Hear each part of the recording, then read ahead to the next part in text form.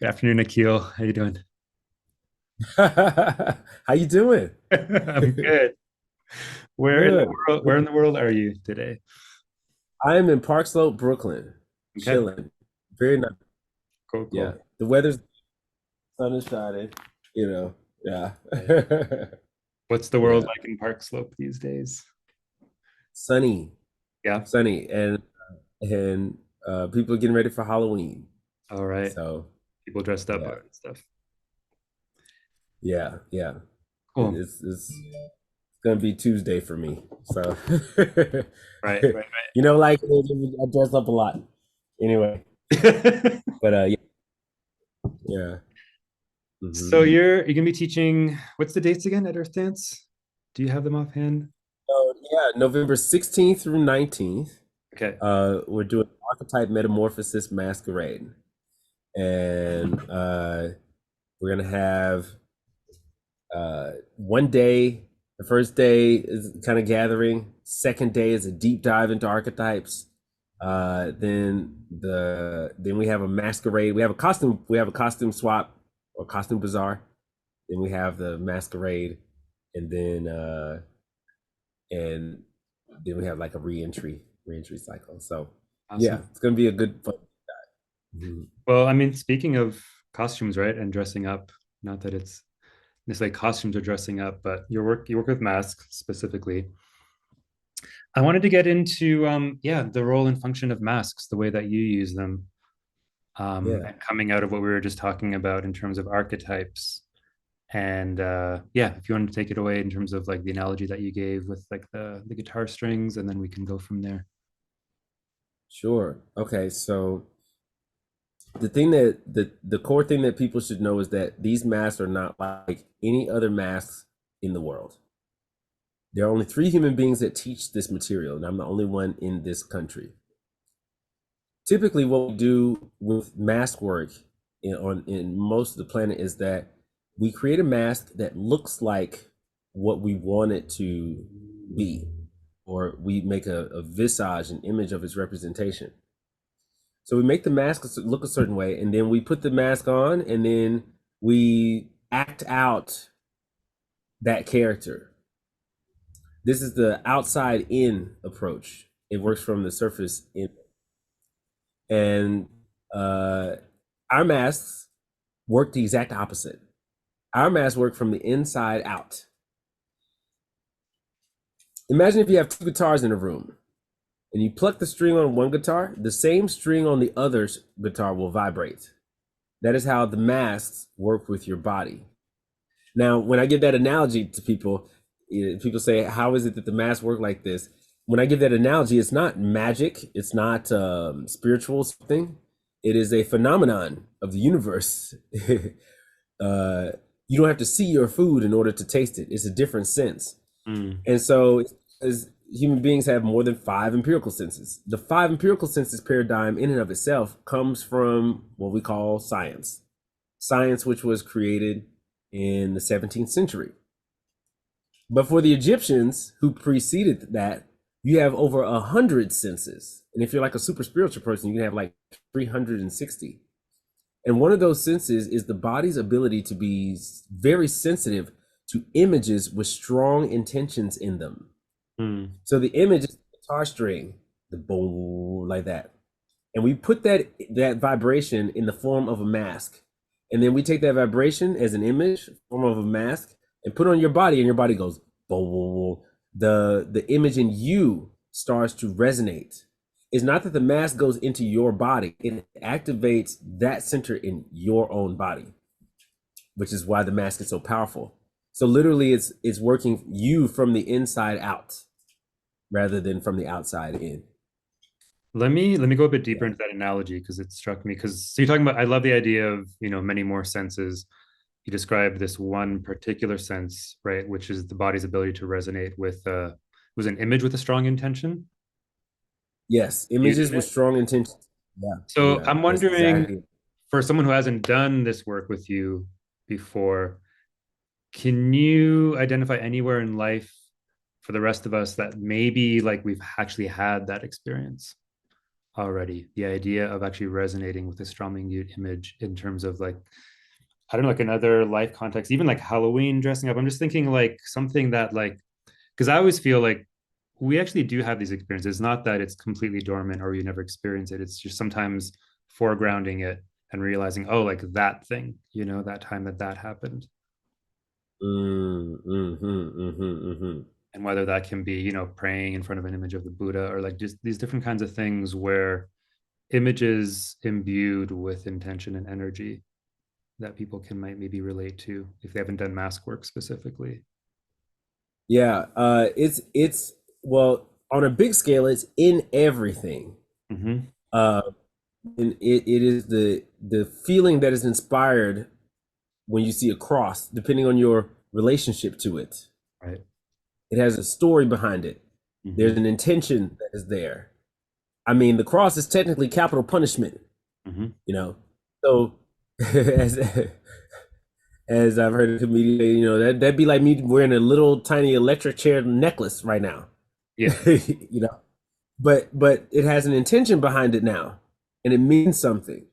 Mm-hmm. So when we create image, there's there's an activation that goes by it. Let me see what else. What is another one that's like that?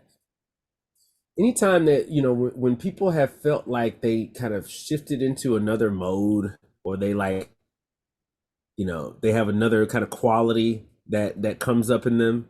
Sometimes you can see it when people are starting to maybe work intensely on something, or their attention gets riveted. Also, when they have to um, change their social interactions. Maybe they're thrust into like a different kind of social situation. Mm-hmm. Um, I'm just thinking in terms of maybe the negative side, in terms of advertising, like logos, right? Logos and brands, the idea that oh yeah, you so about see that. the logo Oh and all of a sudden you're yeah. like, oh shit, I want a cheeseburger, where you wouldn't have thought of that before you saw like that sign for that burger joint or whatever. Okay, so me and Pear is the guy who invented this, or he discovered it. Okay. The fact that this is happening. Um, and we've talked about this at great length. I am of the mind that we are not the only ones who know this, and there are people that know it and they put it in the ads. I think that they do it in the Nike swooshes, Yeah. in the McDonald's options. Yeah, like not just make the image, but something else. I don't know. Should I be saying this now? Fuck it, whatever. Yeah, yeah, I yeah, no, yeah. I think there's some deep magic going on in that, and whether or not Well, you let me tell you. Let me tell you a weird story. Can I tell you this? yeah. Okay, and this is for everybody. Okay, let me spin you a story. Check this out. So we're deep. We've been years making masks, and when sometimes you want to make a mask of a person who's been alive, because you want the energy of that person to be something that somebody else can transform into. Hmm. So Pear got the idea to make a mask of Che Guevara. Che Guevara. Where's my phone? There it is. I'm gonna pull up his photo for those for people who don't know who Che Guevara is. So let's see. There we go. Yes, this man. Mm-hmm. Yes. So Pear wanted to make a mask of this man, and specifically this image, because it's the famous image that we all see. Mm-hmm.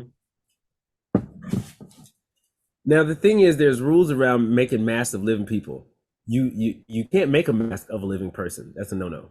Okay. The person has to be dead for a certain amount of time. Hmm. Now, from experience, I know you also have to be really, really careful about when you capture the image that you're going to use, because the soul sits on the face. Mm-hmm. Check this out. So what we do is when we want to make a mask of a living person, we take this and then we make a drawing of it. We just pretty much trace it, rather than us channeling an intention into it. Because normally when I make a mask, I go into a trance and then I channel an intention into the drawing. For this, I don't want to channel anything because I don't know who this is. I just want to channel. Just copy what's there. So Pear makes this mask. He makes the drawing, gives it to the mask maker. He's in Bali. I'm in New York. He's been working with these actors for about 3 weeks now. And what happens in the mask is when you put the mask on, when our masks work your body, you will either do exactly what the mask is, or you will do your body's relationship to the image. This is how the masks help you transform. And sometimes when people put on masks that have a very strong willpower, they're very aggressive or they're very independent or something, and the person doesn't have a healthy access to that in their physical body, their first transformation in that mask will feel heavy. Mm-hmm. They'll put the mask on, and then I'll say, okay, transform, and then they'll like this, and then they'll literally start to shuffle their feet. I have videotapes of this. Is because literally the image is too heavy and they shuffle their feet because their body is subconsciously trying to access their will force. So when I see that, that's how I know I need to train that person's will force. That's why it's good for actors and good for therapeutics. So here's how that's relevant. We get the mask of Che Guevara and we put it on people and they're acting heavy. They're like sulking. This is the report that I'm getting. He's like, Keel, they don't do anything. They just stand there and they just like this. I'm like, we're thinking it's because of all these years, that is because Che Guevara's energy is so strong. So I say, okay, so let's do some will exercises with him.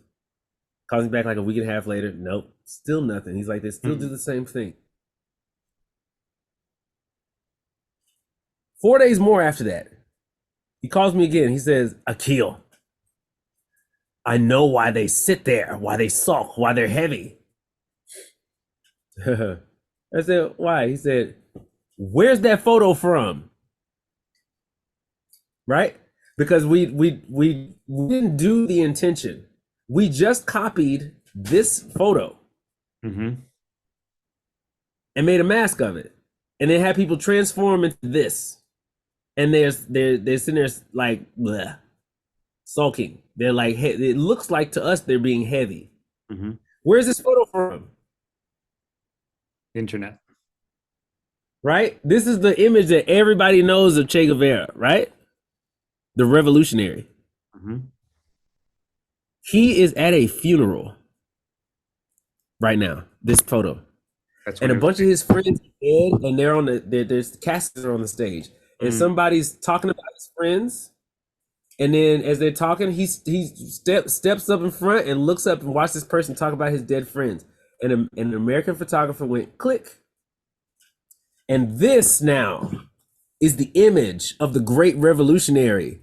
It is not an image of revolution. This is an image of sadness. And we never would have known that if we hadn't have made a mask of it. Because no one knew consciously when you did that image, and the people putting on that mask obviously don't know the context. But you're saying we don't know. We didn't know either. Tara didn't know either. None of us knew. That moment is imprinted in the image. It's on his face. Yeah. Right. This is a nice photo, but the image in here, the intention in here is sadness, my friend. And this is the image that America says is the great revolutionary. But when you type it into Google, this is the image that comes up. Look at that. Very different. So then you can say, okay, that's just somebody picking a picture. Or you can say somebody knows what we know. And they're like, no. Put the sad picture up there. Let them paint all of their grottos and ghettos and stuff of this image of the sadness with the dead friends. Right. Yeah. I don't expect to survive.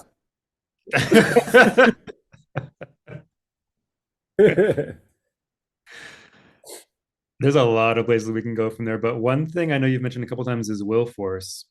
And then I want to get back to the kind of like maybe actor training or dramatic training, and then the therapeutic function, these kind of dual functions that you've mentioned, and then will force. Maybe I'll just lay those three things out, and then you can work with them as you want.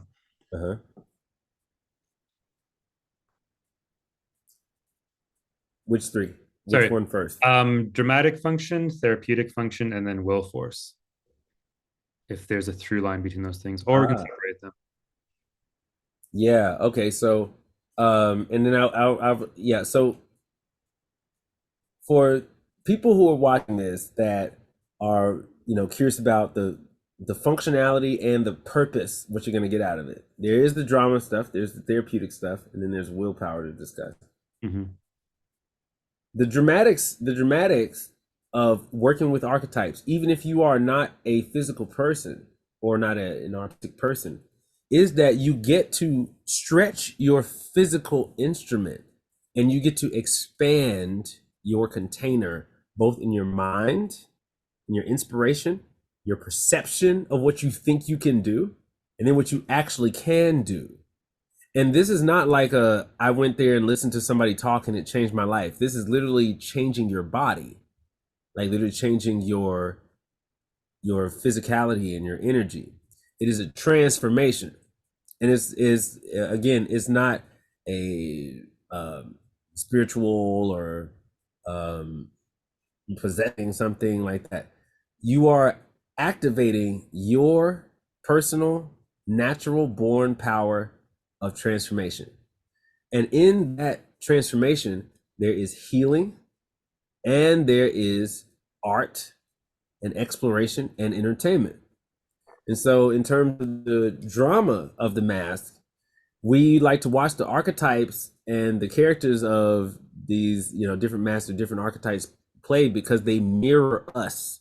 And when they get on stage, they act themselves out. It is cathartic for us to see the mirror of ourselves, Mm. to see aspects of something that we can attach to, go through processes that we cannot, and do things and say things that we cannot. This is why we need champions of our archetypes, on stages. I'm a really big proponent of people in terms of drama and performance to really understand the core archetype. Because let's say, for example, in Hamlet, Gertrude, Hamlet's mother, her archetype is the whore because she has like a relationship with all of the men in the play. Not necessarily sexual all the time, but she's connected with everybody. Mm. And if I tell an actor that, and then they go on stage and they bring with them their judgment of the archetype of the whore because they're looking at it maybe through a Christian lens Mm-hmm. or something like that, then when they get on stage and they have that little something in them, that judgment, guess what the message is that they send to every whore and every person out there in the audience? You should be judged wrong. Mm-hmm. This is why theater is not a church.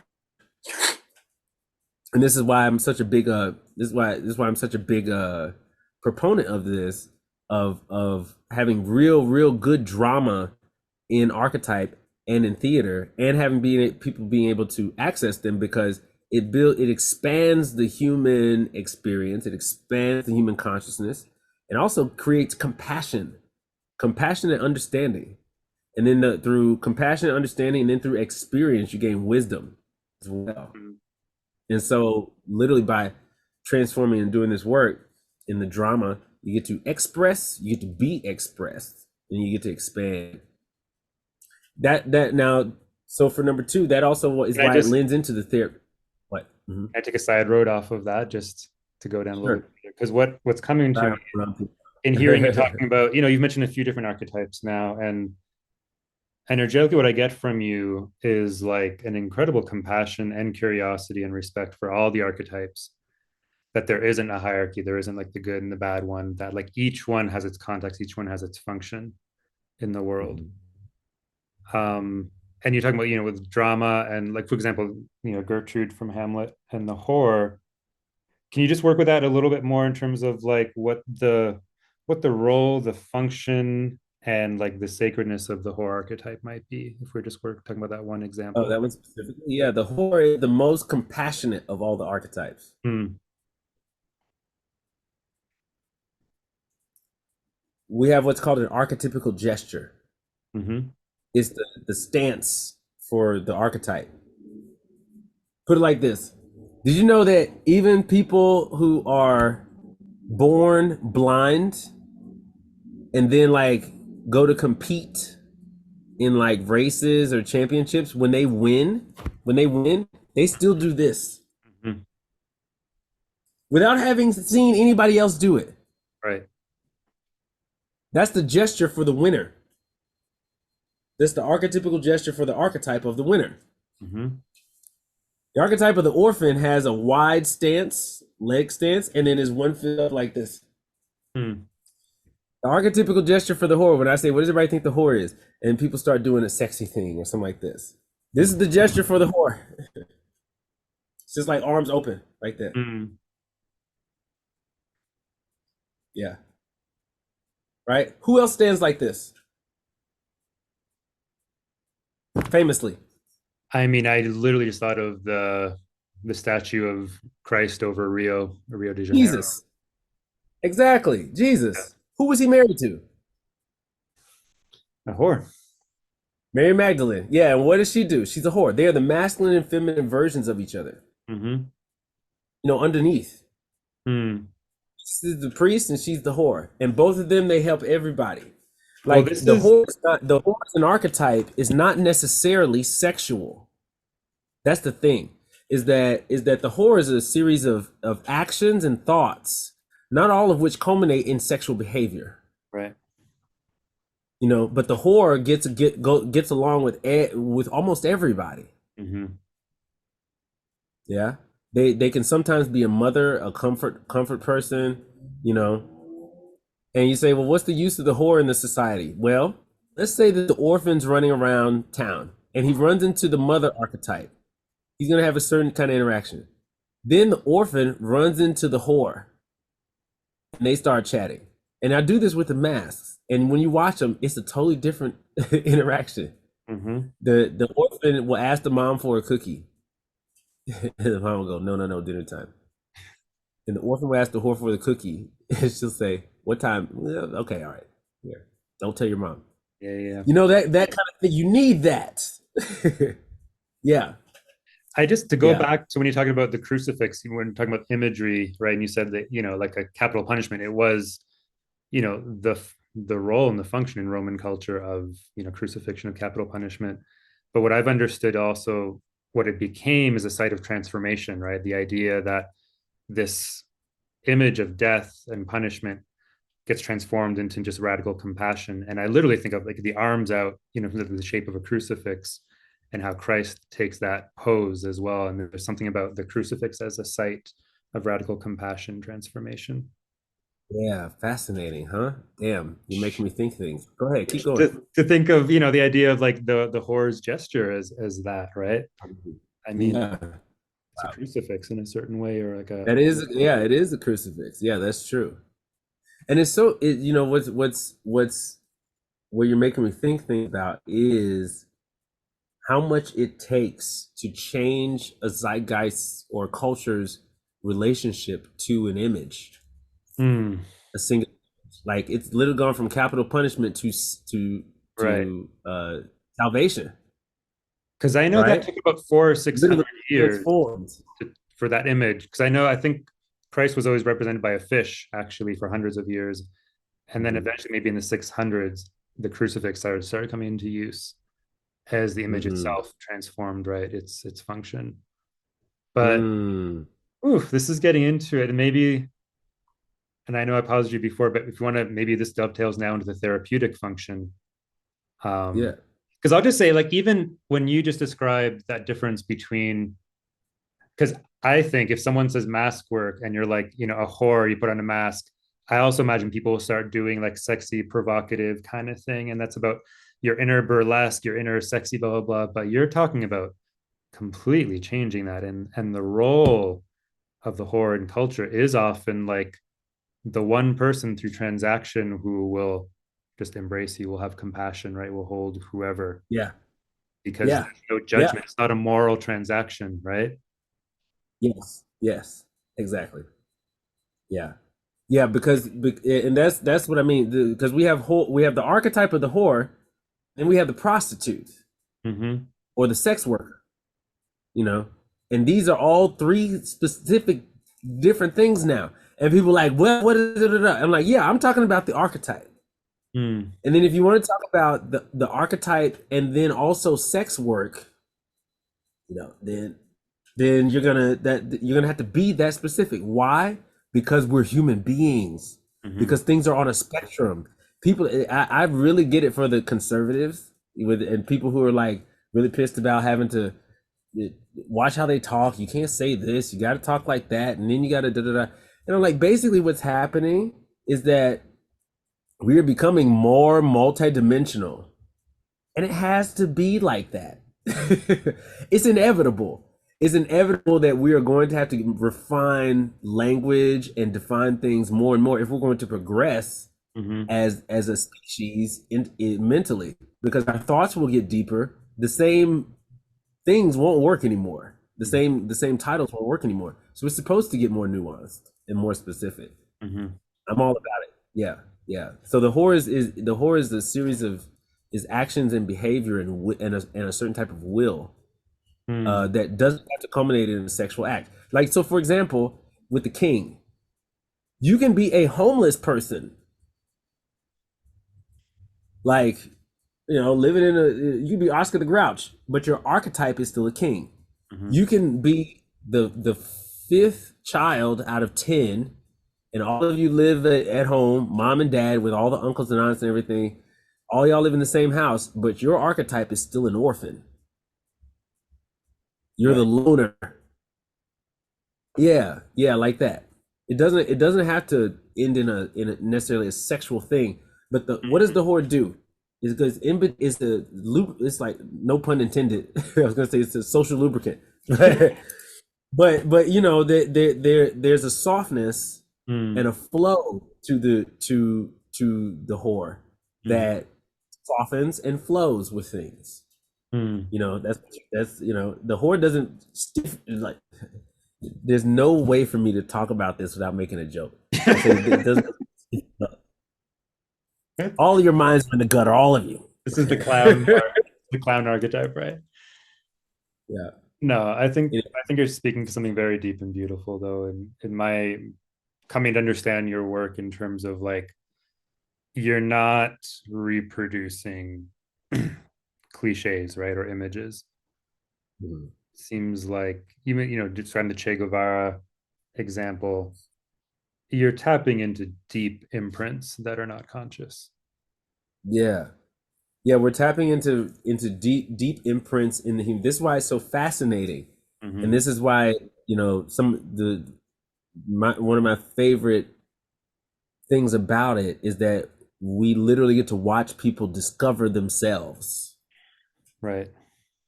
and blow their own minds about themselves. That's so cool. Yeah. Yeah.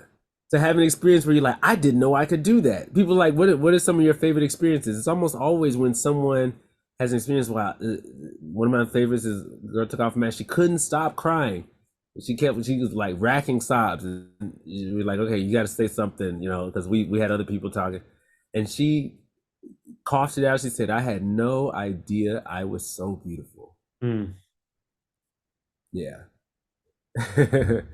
Yeah, that's what lights me up. I'm getting teary. Yeah, so getting people is to have people discover themselves and also have people break out of the cultural matrices that make them so depressed and make them sad and make Mm. them uh xenophobic and racist and all these other kind of things and keep them in a mental box. And What it yeah, yeah, it's to ease suffering, I guess. what is it that resonates in you that is obviously so moved to see other people discovering these parts of themselves? Hmm. I think number one, because I've been through it too, Mm-hmm. and I know what it's like to get on the other side of that. And I was like, I don't want anybody to have to go through this. And if I can help somebody else get on the other side of this, then I absolutely will.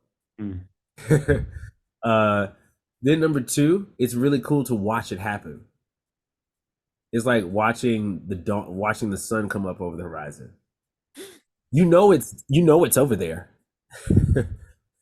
It's just dark. You can't see it. Mm-hmm. And it's like, and then the sky starts to change a little bit. You go, ooh. And then the sky changes more, and then the clouds start moving different. Ooh. Mm. Then before you know it, first ray of light, and then what? Yeah, it's like watching the dawn of a person.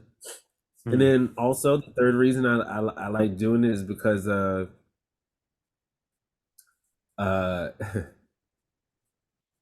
I don't want to give up on this planet and the people.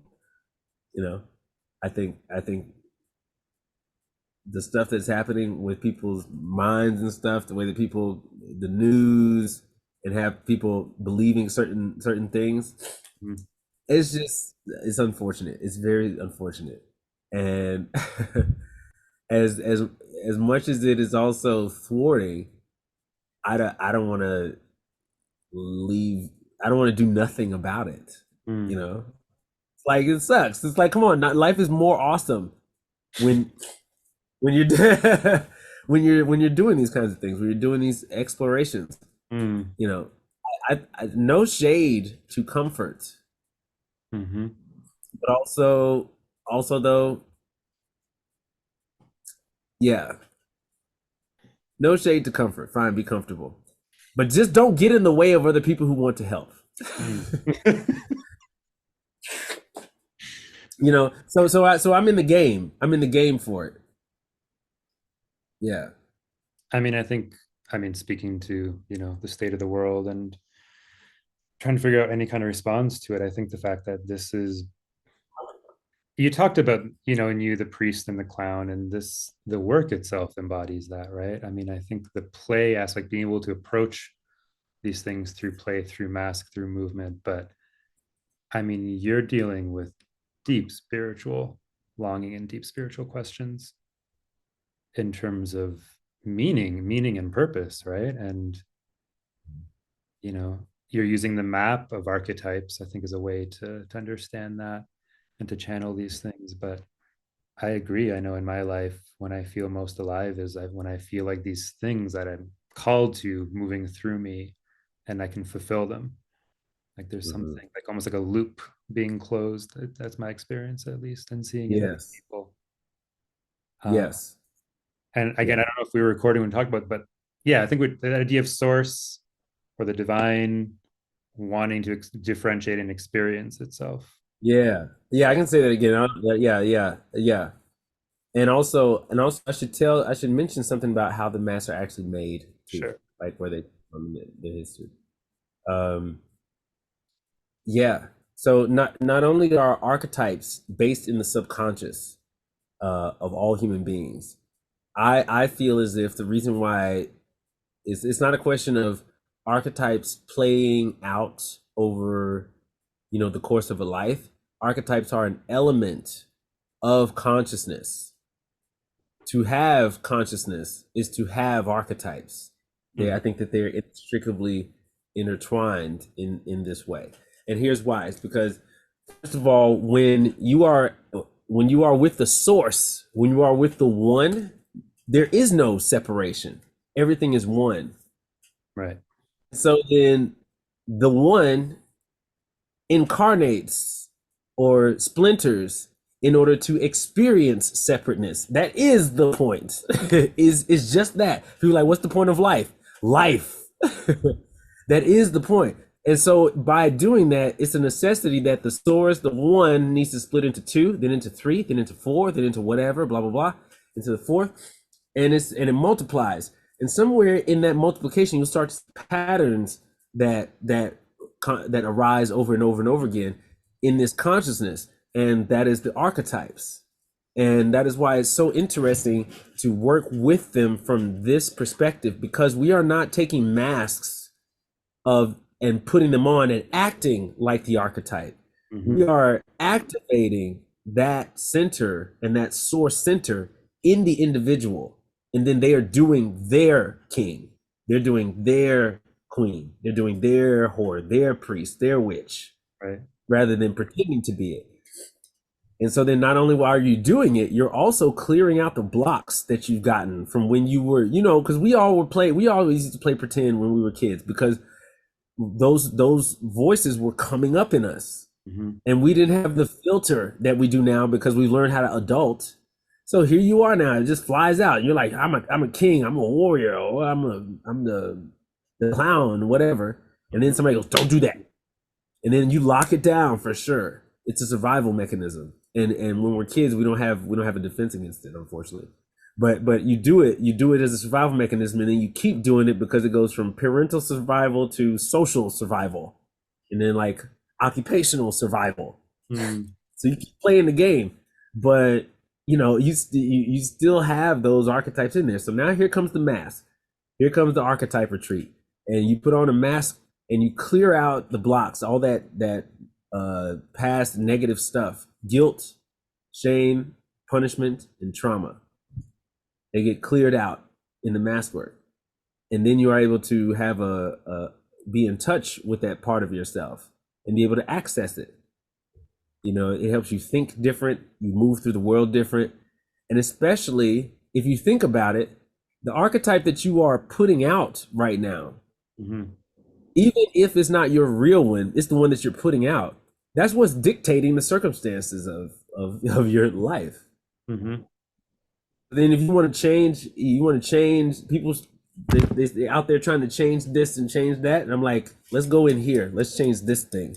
And this will bend around it over Mm. time. Yeah. Do you believe that we're always channeling some archetype, even you and I talking here, wherever you are in the world, or is it like, does that make sense? Or Yeah. Yeah. Yeah. Yeah. or is there like a kind of neutral, like non-archetypal way that we move through the world, and then in certain contexts, certain archetypes come are foregrounded? I think it's so if you imagine it from like how I say you go from the source and then you go from like the one divides into four, then more. So once you divide it up enough and it branches out enough, it starts to seem vague. Hmm. But if you start to trace those little things that we're doing, Yeah. like our little nuances, like my personal archetype is the priest. Hmm. And if a person pays enough attention to how I talk and what I talk about and all this stuff, they're going to start to see the archetype reveal itself. Right. That's the thing about it, is that because it's an archetype, because I'm doing it even when I'm not paying attention, because this is Yeah. what's there. And so I would say that somebody that you are always channeling some form of the archetype underneath there Hmm. because it's yours. And then sometimes you can cover it, or you filter it through things or whatever. Um, but when we say we're channeling an archetype for like intentionally, then I think that's when you are really diving into a specific archetype, be like, I'm gonna do this now. But Right. before that, it's kind of it's murky, but it's in there. That's Yeah. how you figure it out. The image that I'm getting is literally like a tree, and it's almost like at the very tips That's what I was thinking. of the twigs. It's like it's not very specific, but you get closer to the large branches and then the trunk. But and also Boom. and we're talking about Yeah. the archetypes. It's almost like archetypes are literally just like the infrastructure through which consciousness is, right? Yeah. Like Yeah. You can think about it like you that. can't be outside of it to say, oh, archetypes are this. It's like that is literally the way that in this universe, for whatever reason, consciousness has It's manifesting. to Yeah. manifest, right? Exactly. That's why they argue that you can't get deeper than archetypes except for the basement of the subconscious. Because it'll once it fractures again, it falls into you have to start making Mm, more specific categories. And then those specific categories we put a title on them. right. Yeah. Accessing the different kinds of archetypes, being able to access them and understand them, gives you a wide range of superpowers, so to speak.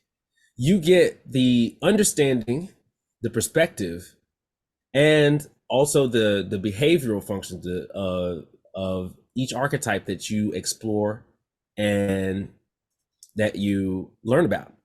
So, for example, having when is the time for you to access your king archetype, either at the house or with your children? When you see those archetypes in them, how do you support those archetypes so that they can play in them and express them?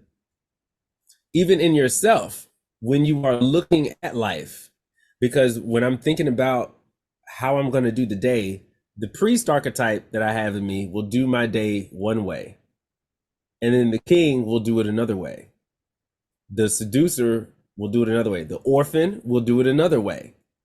So it's like, how do I want to handle my day today? So it gives us kind of a frame of how to look at life. You know, we're always looking for things to help us understand what to do or give us more insight. Well, the archetypes, since they're connected to the subconscious, they give you a seed and a whole trail that grows into that grows and flows into a series of actions.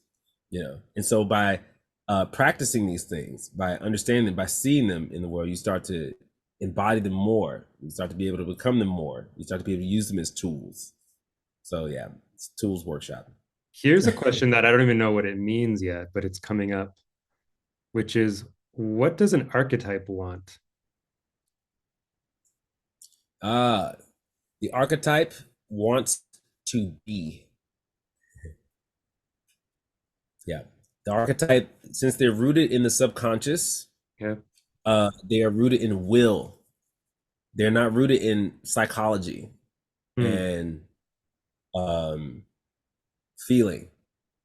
So here's an example. The warrior goes to war, chops off heads and arms, and comes back home, not because they have been traumatized or because they grew up in war, but because he or she must. We were playing this game where we had all these different archetypes, and then we had to hide their archetype and then turn it into animals. And this one guy kept going around to all the other animals, messing with him, and we said, "Tiago, stop seducing the other animals." He said, "I must." This okay. Mm-hmm. We'll record the so intro that's oh, go ahead. But yeah, it's like that. Now you can add psychology and you can add emotional texture to that, but the material that I'm going to be teaching and that we're talking about is the core root ground basement level of archetypes that then you build things on top of from there, and you go into conjecture and different questions and things like that. So we're going to be talking about patterns that arise from the human subconsciousness that then we call archetypes, and we give names to them. And then how do we see them? How are they in us, in other people? How do we use them? Be aware of them. Mm-hmm. I don't know if you've seen or read No Country for Old Men. Love it. Or Blood Meridian. What this reminded me of, remember the character Javier Bardem towards the end, when I think the main character's wife is basically like asking him, like, he's like, you don't have to do this. Why do you have to, kill me or kill us? And he's exasperated. And he's just like, this is just what I do. Like, again, it's not like, I love Cormac McCarthy because his characters are not like, it's the archetype of evil. It's evil because that's what evil does. It's not because he had a shitty childhood, or he's hateful. Like, it's just like that force in the world that wants to express itself. And that's just what's reminding me of when you talk about, what an archetype is. When you say an archetype wants to be, let me put it this way. Is it like one almost universal underlying archetype for each one of these that expresses itself through each of us? Or is almost like, do I have my own clown archetype that is both? Like, okay. Both. Is my idea, my philosophy, that every human being has their one central archetype. And you are either becoming that archetype over the course of your life, or you are discovering what that is. But also you can transform archetypes. Yes, your core archetype. I don't know anyone. I haven't seen anyone do that, because it's like anybody who's like in their 60s, when they if they're like a king archetype now, and they when they were little and they were maybe they were a loser, appeared to be archetype. What did they need to learn? Why were they a loser in the first place? Were they born a loser, or was it their social structure? Mm-hmm. Usually those talking about the social structure. And they're like, okay, so then he's got to do something to become the king. Well, where was the king the whole time? It's not like he got rid of he got new pants, he got a new soul. This is that story. The undercurring theme is that you're removing something to reveal something else. And so that's why, like, I think that people can have a central archetype, but you can play, you can have you can switch, you can pretend to be archetype. I cover my priest with a clown, you know, like that, all that. I do that to make myself palatable for human beings. Mm. Otherwise, it's the way that I want to say it is very curt, or I'm very like on the inside, Mm-hmm. you know. Is So, there, in your map of it, is there more of like an evolutionary developmental arc to this? Like that we all are moving towards like fully embodying our core archetype, and there's almost like something that needs to get out of the way, or is it more open and loose than that? yeah, I think that there is no final destination. It is at least for in terms of the arc of archetypes in a life. Mm-hmm. I think that it is the point of existence to have them, just to have them at play. And then some people discover them and some people never do. But it's the point of their existence is the reason. Being said, because I kind of tend to the philosophy that, like, there's one end of the spectrum where everything is the source, everything is one, so there is no separation. So Mm-hmm. the reason why you incarnate is to experience separateness. you know and so then the archetypes come from that. They are a byproduct of the universe experiencing itself. It's like one of the things it's doing. Okay, so it's almost Yeah. like I know in Islam there's something explicit about this, the idea that like of source defining itself through different forms as a way of actually getting to know of knowing itself. Yeah, or I say Or experiencing itself. right, Yeah, differentiating from itself in order to experience itself. yeah, yeah, And yeah, you're yeah. suggesting that like archetypes are almost like these core level forms of like source expressing itself. Yeah.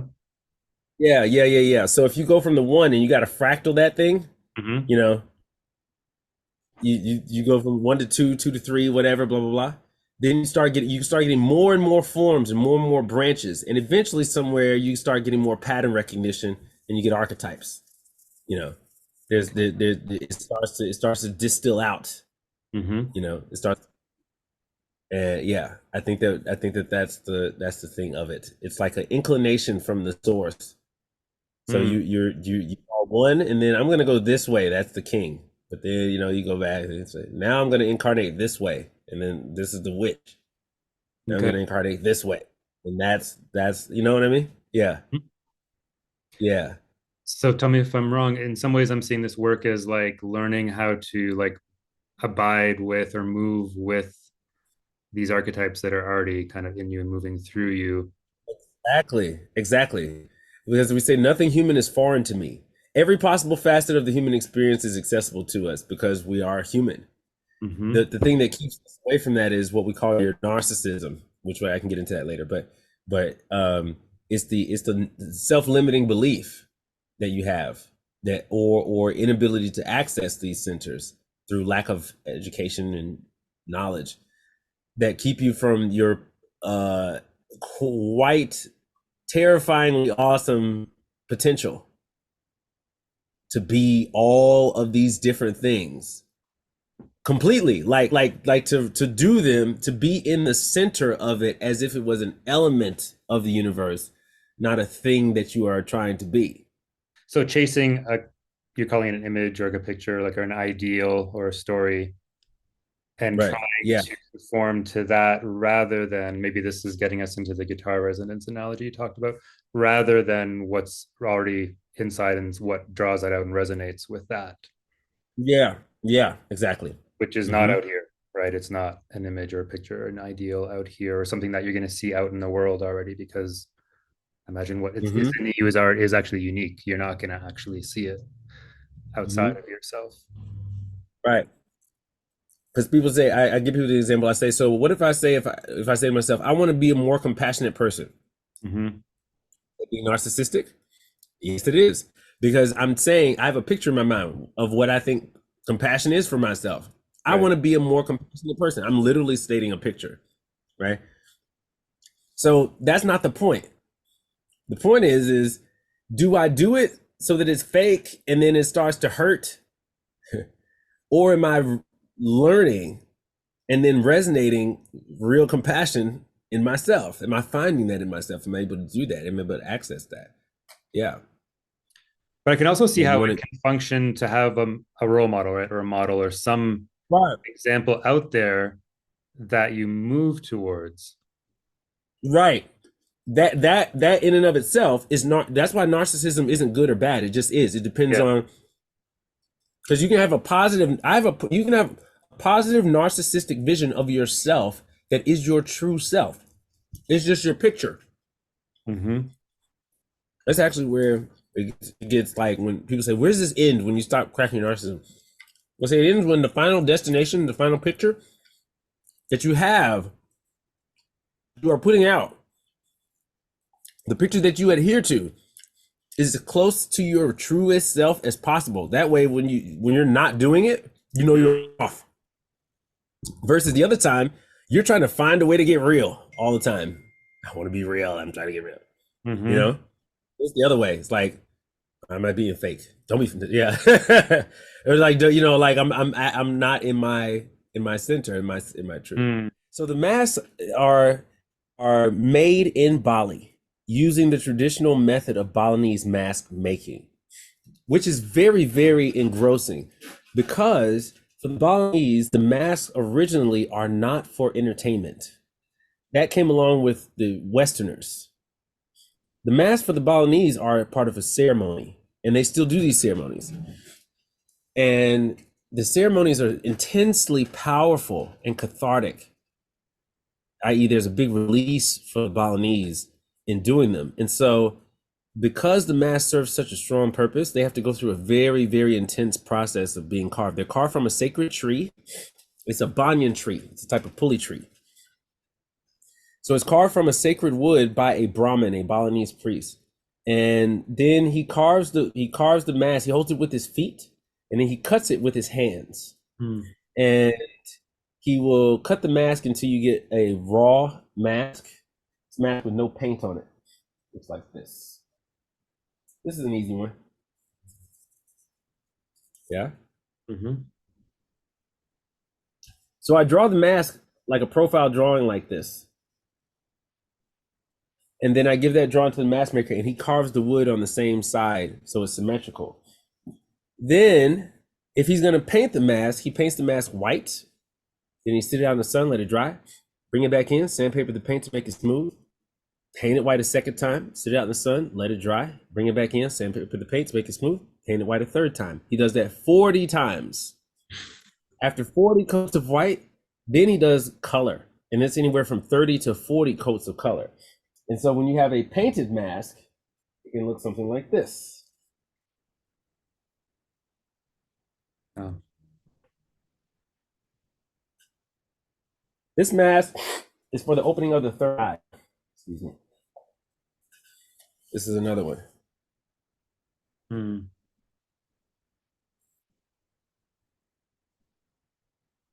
Yeah. Mm-hmm. Okay. So after the mask is carved, you still can't put it on your face though, because the Balinese have a really strong philosophy that nothing below the waist should touch anything above the waist. So you don't put your hand on anybody's head, that's really rude. You don't put your feet on anybody, that's really rude. And since the mask maker holds the mask with his feet, you can't put it on your face. So whenever we carve the mask, we have to call a high priest And then we take the mask to his temple, and then we go through a full-on cleansing ceremony, blessing, chanting, flowers, water, incense, offering, all that stuff. Then we go to a tailor to get the bags made. Then we go to a basket maker, and then we got to go through customs. So it's a really intense process to get the mask made. Mm-hmm. Now, what happens? What does he carve? The mask maker carves a drawing that we give him, and the drawing is done by either myself or the guy who created the work. His name is Per Bra. That's why this method is called the Bra Davis method of mask, is because Per Bra is the originator, and I'm Mr. Davis that expanded the work. And when we were starting to really try to legitimize it, we were like, what do we call it? And the students were like, y'all should call it the blah blah blah blah blah.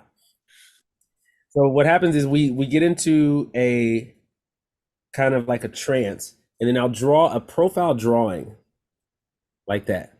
Mm-hmm. And then get the drawing to the mask maker, and then he carves the mask. And it's important to know that when we are drawing the mask, when we are making the mask, I do not care what the mask looks like. All I'm focused on in the trance is making sure that the intention is very, very clear. Mm-hmm. Because once I get, if I get distracted in the trance while I'm drawing, whatever I'm thinking, that's going to go into the drawing, into the mask, and then into you. So that's how we know what the intentions are in the mask, but we don't know how they function. But we have to learn how they function. But so we make the mask, we make that image, and then the mask maker makes the mask. Then what happens is we have to warm up your spine. And this is any human being.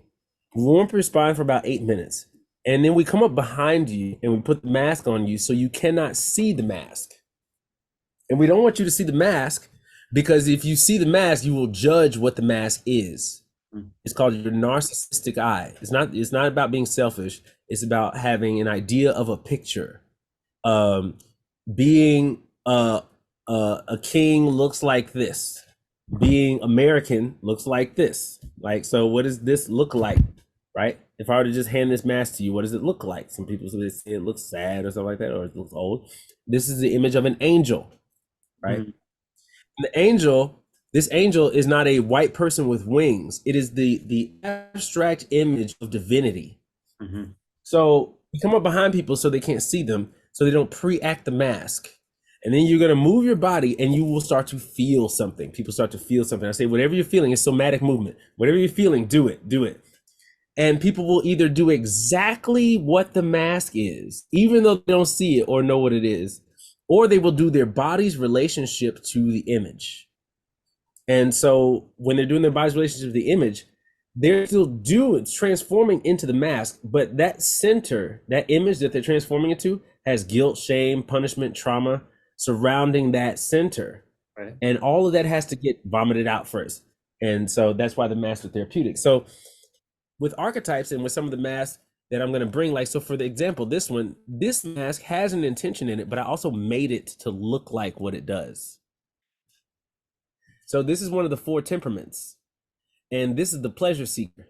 This is the sanguine. If you draw a smiley face with a smile and then the eyes like slanting down, that's this one. Yeah. See the slanting eyes down? Mm-hmm. Looks like this.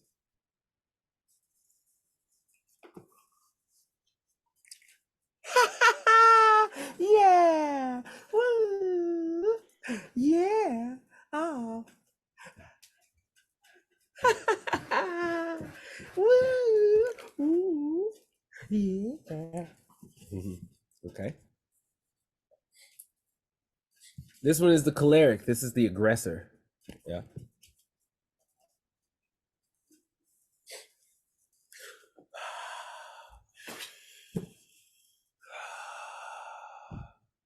What are you looking at?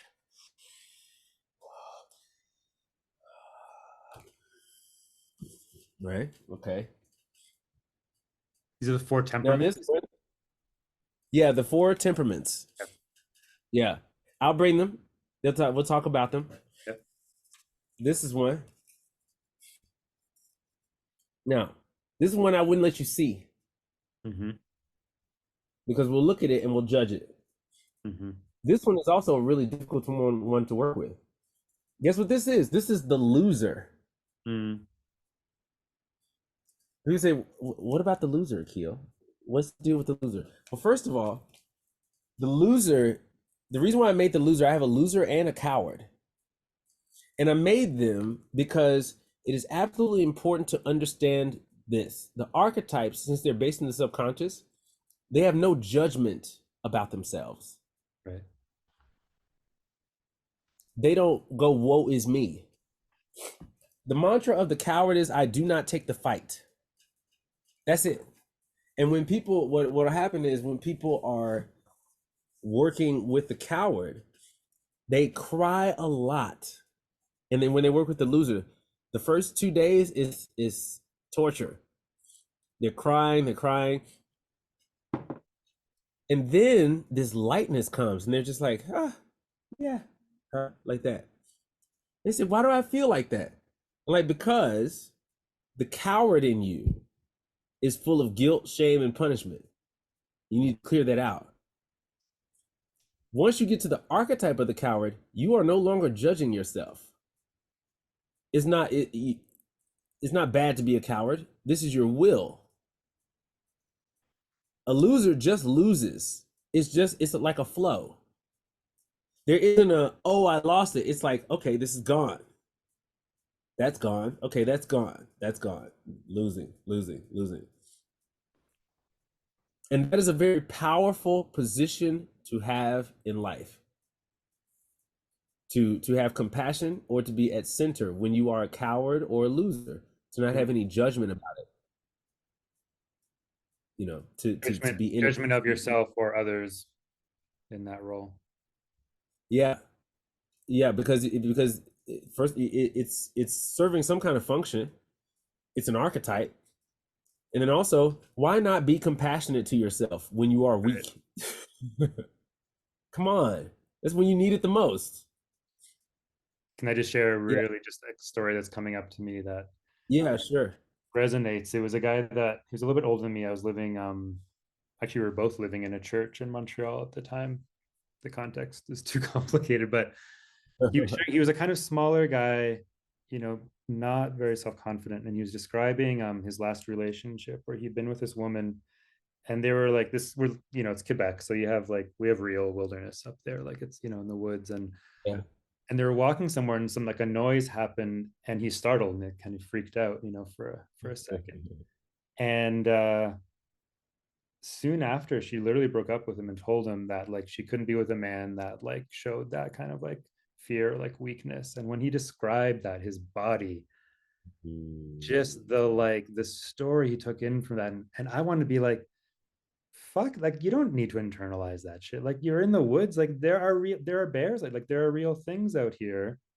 Yeah. And it's totally natural to startle, from like, like, but the idea of what she was holding as the ideal of a man and what he internalized, I'm just thinking of, the idea of the coward. And I'm just thinking like, okay, that happened, but what do you take from that? What's the story you're taking? What is he taking the story of himself around that? Yeah. Yeah. And when you're describing like starting to work with these archetypes, I can imagine if he came to your workshop, working through those stories, those layers of shame, of trauma, of judgment, of self, Yeah. and to find almost like the innocence or like the purity of the source in each of these archetypes, where you describe the coward or the loser that actually has a function, right? Because like Yeah. the coward is also the thing that's like, assessing risk. It's protecting you, right? It's saying like, Yeah. Yeah. I do not take the fight. I will not take the fight. right, Yeah. which can be sacred in itself, right? To know when Yeah. what hill to die on, you might say, right? Yeah. When the coward, when I find when people, and here's what's funny is because when we do the masks and I get a new mask, I don't know what the mask does for over a year. And it's Okay. because I have to put the mask on people over and over and over and over again, blind each time, and then Mhm. watch them do the same thing in the same mask over and over. Yeah. So it takes like at least a year. Sometimes it takes like 3 years if we're not working with a mask enough for we really see what it's doing. And true to form, when the coward, specifically when the coward is fully expressed after you do all the cleaning in the house, you get rid of the guilt, shame, punishment, and then the archetype starts to drop in. Hmm. They're very light and funny and fun, and they just move around the room, and they just avoid all the conflicts, and then they just sit and chill. They go, oh no no no no no. They're kind of like little birds that are just kind of and they're just chilling. They're just light. They're like, yeah, okay, okay, no no no, right? But there's no like a contraction in Right. it. Right. Yeah. Akil, you just made me understand why I have no interest in most men's work. Because, a lot of men's work, men's groups work with like archetypes, but I'm realizing is it's almost always the warrior, the king, like these things that are always Yeah. and it's played, the idea of like, warriors in the woods and you put face makeup on and you scream and blah blah blah. And I'm just like, no, that's Braveheart. Like Yeah. that's not what's inside each unique person, right? And so for Yeah. me, I'm Yeah. like, it's much more interesting to work with other archetypes. Like imagine men going on the woods to work with the archetype of the whore, Right. Yes. of just pure non-judgmental compassion, right? Like all these other functions rather than the ideal of like, I want to be a warrior king, and like Yeah. I'm gonna perform that now. Yeah. Yeah. Yeah. All right, that just There's came there's to me. yeah, you're illuminating that for me too.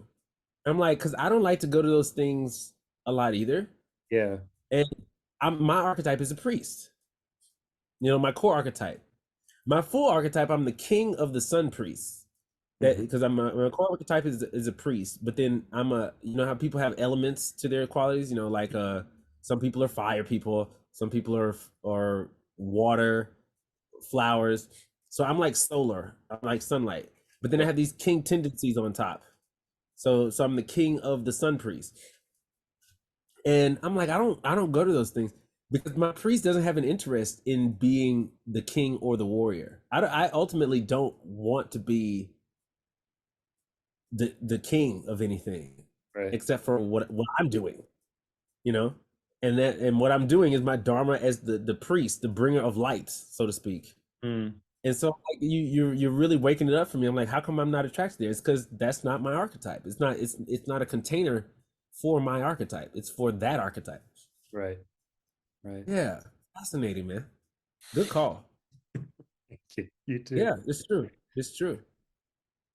Let's this is the most convoluted interview we've done so far, and Yeah, it's I kind of great though. imagined It's it would be good. because it's by far the most free flowing and in depth. You said something about the soul sits in the face. What's the phrase you said? Yeah, the soul sits on the face. I Okay. also have a mask of Eartha Kitt, Okay. Yep. and I made a mask. Huh? I remember her. I'll She was sh- amazing. yeah, I'll show the photo. I should have it. Oh, Akil. Let's see. There it is.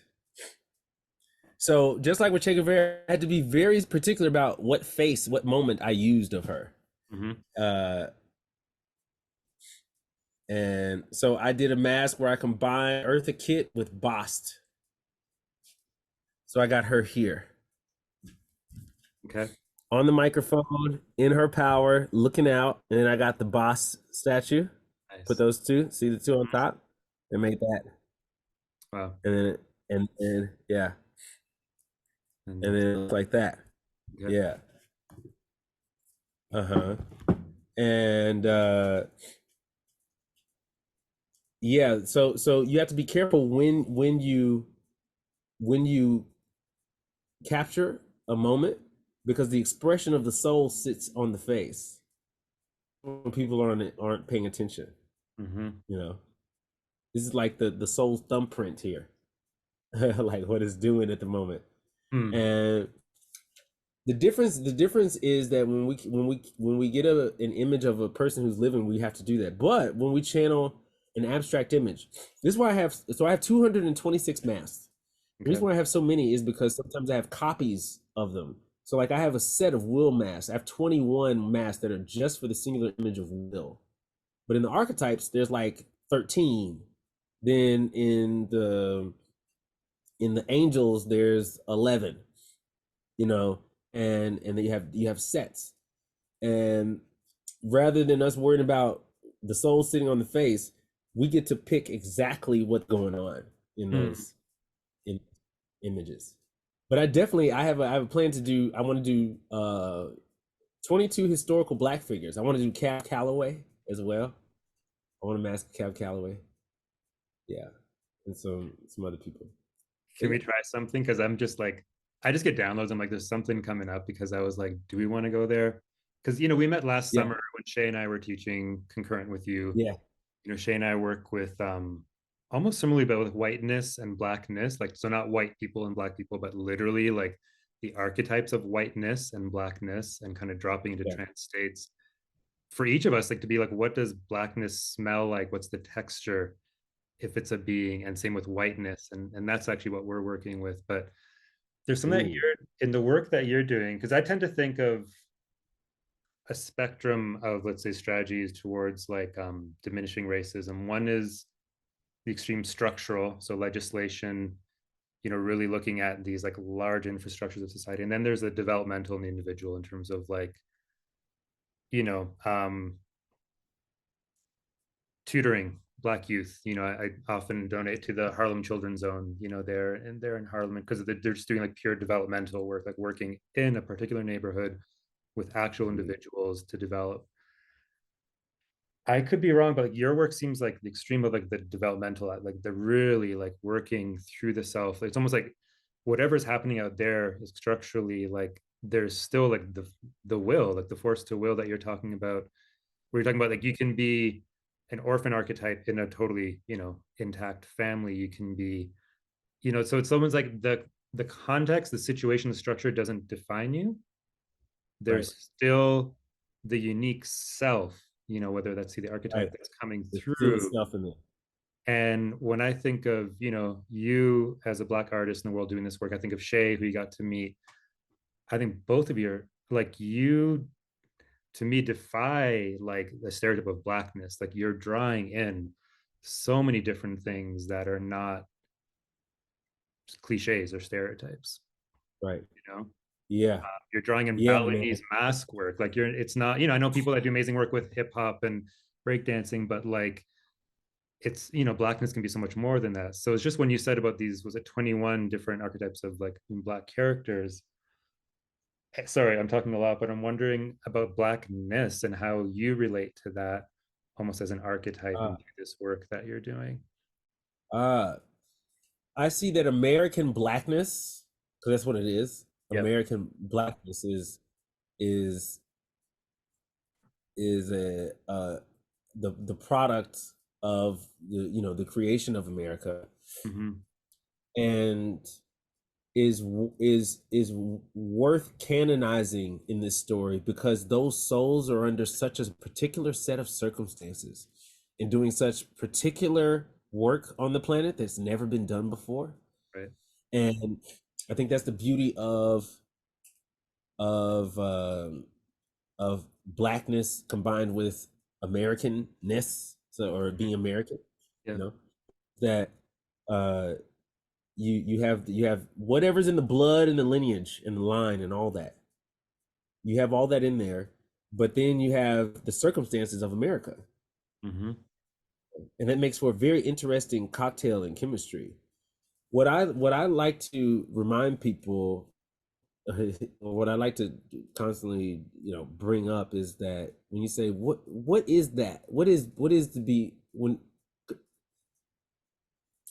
it doesn't happen as much anymore, but I used to hear fake ass nigga all the time. Growing up What is or that? with this work. Yeah, even in New York. Yeah. Fake ass nigga, right? Cuz I don't act black. And then so what is that picture? Right. And who told you that?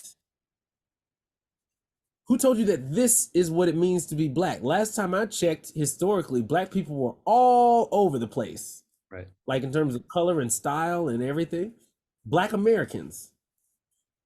And so I think it's part of the matrix or the bad part of it to be limiting people, being like you guys are these people, so y'all got to act like this. Right. Uh, but it's difficult. It's difficult because you want to be socially accepted, and then there's all these other kind of things. But I really encourage people to Mm. persist in being your unique self, because by persisting and then even succeeding, you make the pathway for other people to follow you. You create, you trailblaze, and then Yeah. also you start doing all the cool stuff that everybody else wants to do anyway. So you know, but it's really good. It's really good to be that way. Mm. Break out, break out, be yourself. No, I think it takes a lot of Mhm. force to will, to do that, to break that mold, to trailblaze, because they always say Yeah, like the first person through the wall, it's the hardest, but once that hole is made, then other people can pass yeah. through a lot easier, right? That's it. That's what we need. That's what we want. That's what we're doing. And I think that's That's what we priest need. energy. That reminds me of priest energy, that, right? Like being willing to take that on, to imagine a different Yeah, way, to yeah, conjure something. yeah.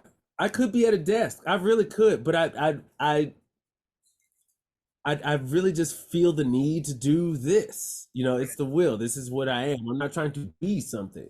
People say when I dress, all the things that I wear, they say, you trying to be a gangster or you trying to be a Westerner? I'm like, no, this is what I look like. Hmm. This is who I am. This is what I feel like Right. to myself. Yeah. I'm just expressing this. Yeah. All right. Awesome. Kale. So November November 16 to 19 16th through 19th. at Yeah, man. Earthdance, and Yeah. I'm sure we'll have you back again. Uh, Yeah. Thank you so much for doing this. Yeah. It's really awesome. And I'm looking forward to talking with you more for sure. Like, yeah.